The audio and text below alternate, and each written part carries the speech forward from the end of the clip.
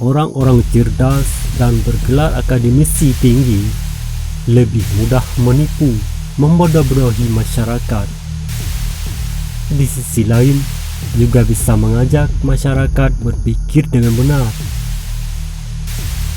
Peradaban runtuh disebab banyaknya orang yang cerdas yang liar, bergerak di luar kendali, mendukung musuh dan ikut menenggelamkan peradabannya sendiri bersama alasan demi tidak memihak kepada siapapun.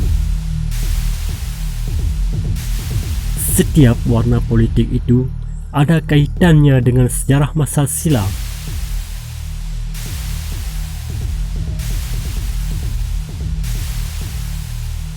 Pola yang diperjuangkan, jika datangnya bukan dari gerbang tauhid, tentu berasal dari fikiran para penyembah berhala.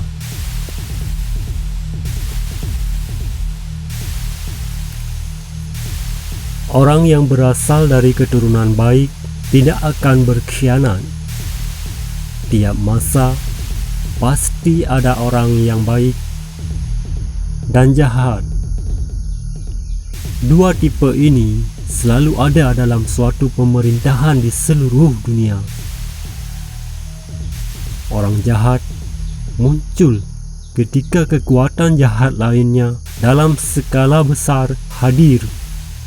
Kemudian, orang jahat yang lemah yang bersembunyi di suatu kerajaan jadi ikut kuat disebab datang bantuan dari penjahat asing yang memiliki kekuatan besar. Merekalah yang sering berkhianat.